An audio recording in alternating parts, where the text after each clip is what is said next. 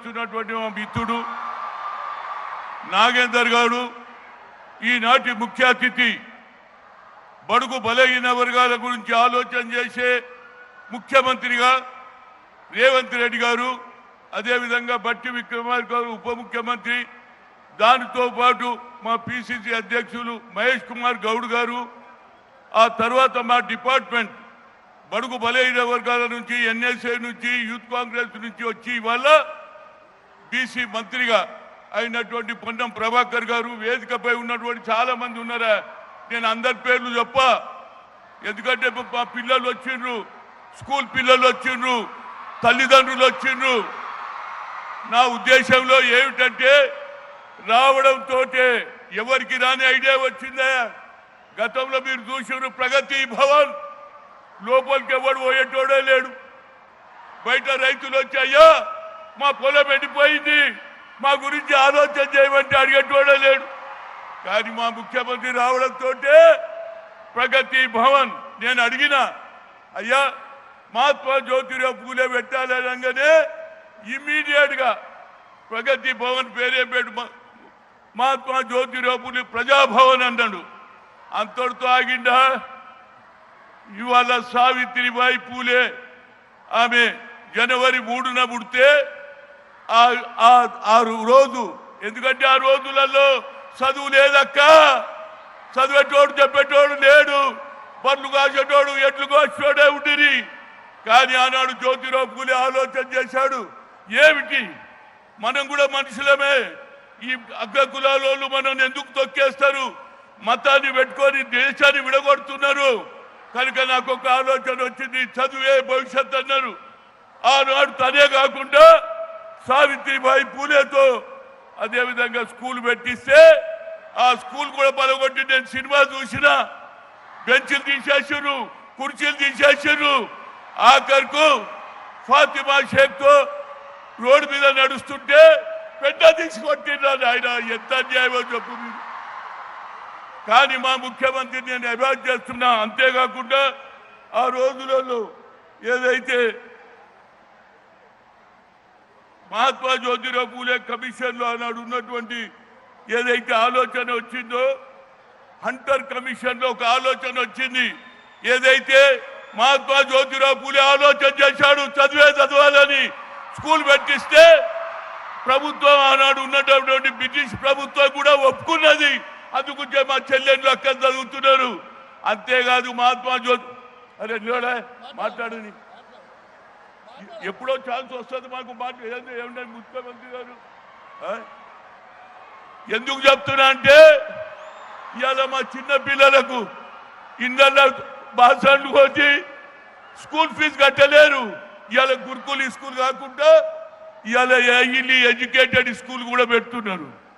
దాంతోపాటు నాది ఒక్కటే కోరిక, ముఖ్యమంత్రి గారు ఈ ప్రైవేట్ స్కూల్ తీసేయండి.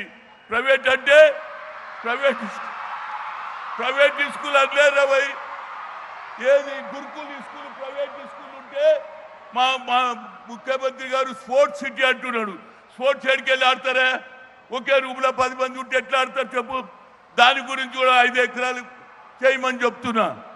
ముఖ్యమంత్రి గారు ఈ కార్యక్రమం నేను అంటాను, యావత్ భారతదేశంలో ఏ రాహుల్ గాంధీ అయితే కన్యాకుమారి నుంచి కశ్మీర్ వరకు నడిచిన తర్వాత కేవలం ఎస్సీ ఎస్టీలకే అన్యాయం కాదు, బీసీలకు కూడా అన్యాయం జరుగుతుందని we come to the power, will conduct caste wise census, జిత్తిన హిస్సేదారి ఉత్తి భాగీదారి అన్నటువంటి ఇంతవరకు నేను వినలే, నేను చూడలే. మా గురించి ఎవరు పట్టించుకునేటోడే లేడు. కానీ ఆ కార్యక్రమం కూడా ముఖ్యమంత్రి కావడంతో ఏది ఎలక్షన్ కాకముందు ఒక ప్రామిస్ చేసిండు. కామారెడ్డిలో ఏమన్నాడు తెలుసా? నేను తప్పనిసరిగా 42% రిజర్వేషన్ ఇస్తాన్నాడు. దానితో పాటు ముఖ్యమంత్రి కావడంతో కులగన జరిపినోడు ఈ దేశంలో ఎవరు లేడు. ఒకరు నితీష్ కుమార్ చేస్తే అది కూడా కోర్టు కొట్టేసింది. కనుక మా ముఖ్యమంత్రి గారు మీ పైన గురుతరమైన బాధ్యత ఉన్నది. ఈ దేశంలో మా ముఖ్యమంత్రి గారు ప్రధానమంత్రి కావాలి రాహుల్ గాంధీ అంటున్నాడు. అదేవిధంగా మాకు ఎవరు బట్టి విక్రమార్క అంటున్నాడు. కేవలం బీసీ కులగన జరుగుతుందే, బీసీలు ఎక్కువ సంఖ్యలో ఉన్నారు. ఇవాళ మాకు అన్యాయం జరుగుతున్నది. రాహుల్ గాంధీ గారు ఆ ఇష్యూ టేకప్ చేయాలి. అదే విధంగా ఇవాళ పేపర్ లీకేజ్ మీద కూడా మా అపోజిషన్ లీడర్ గా ప్రధానమంత్రి ఇంటి ముందు కూర్చొని ధర్నా చేసిండు. కనుక మీకు మంచి అవకాశం వచ్చింది. దీంతో పాటు అన్ని రాష్ట్రాలలో మొదలు పెడతా. నేను ఇప్పుడే చెప్పినా, ఏది జ్యోతిరావు ఫులే సావిత్రిబాయి ఏది స్టాచ్యూ ముందు చెప్పిన, అయ్యా ఈ ఆలోచన అన్ని రాష్ట్రాలలో కలుగుతుంది. అది కర్ణాటక కావచ్చు, అది కాదు తమిళనాడులో కావచ్చు, అది కేరళలో కావచ్చు. తప్పనిసరిగా అన్ని రాష్ట్రాలలో మహాత్మా జ్యోతిరావు ఫులే సావిత్రిబాయి ఫులే పెడతారు. ఎందుకంటే ఇదే మన భవిష్యత్తు రా బాబు. చదువుకుంటేనే భవిష్యత్తు, చదవకుంటే మనకి ఏం లేదు. కనుక నేను ఇంకెక్కువ చెప్పకుండా మా ముఖ్యమంత్రి గారికి సులుడు చేస్తున్నా. గతంలో డాక్టర్ మనీష్ చెన్నారెడ్డి గారు బీసీల గురించి ఆలోచన చేశాడు. అదే ఆలోచన నువ్వు చేస్తున్నావు. నువ్వు పైకి వస్తావు. తప్పనిసరిగా బడుగు బలైన వర్గాలు ఓట్లు వేసేది మేమురా. మా ఓట్లు ఎక్కున్నాయి, కానీ ఆ ఓట్ల ద్వారా మాకు అధికారం కూడా ఇవ్వాలని కోరుతూ, ఇప్పటికే మా నాగేందర్ వచ్చిపోయింది. ఇంకెక్కువ మాట్లాడకుండా మళ్ళీ ఎప్పుడైనా నీతో పర్సనల్గా మాట్లాడతానని చెప్తూ నాకు ఇచ్చిన ఈ అవకాశాన్ని ఒకసారి స్లోగన్ ఇస్తా. Mahatma Jyotirao Phule Amar high, Mahatma Jyotirao Phule Amar high, Savitribai Phule. అదే 3వ తేదీన ఆమె ఏదైతే పుట్టినరోజు ఏది జీవన్ నంబర్ 9 తీసి ఉపాధ్యాయుల టీచర్లకు ఎప్పుడు అవకాశం రాదు. ఆ అవకాశం కూడా మీ అందరికి ఇచ్చారు. 3వ తేదీ మరవద్దు, జనవరి. అదేవిధంగా నేను 11వ తేదీన ఏప్రిల్ 2006లో మొట్టమొదటిసారిగా మహాత్మా జ్యోతిరావు ఫూలే పెట్టిన 20 ఏళ్ళు అయిపోయింది. నాకు ఇవాళ సంతోషం ఉంది. ఎందుకంటే రేవంత్ రెడ్డి గారు దాన్ని కొనసాగిస్తున్నాడు. ఇదే కొనసాగించండి. తప్పనిసరిగా ఫ్యూచర్లో నీకు మంచి అవకాశం ఉంటుంది.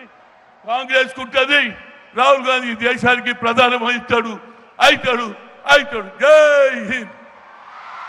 థ్యాంక్ యూ అన్న.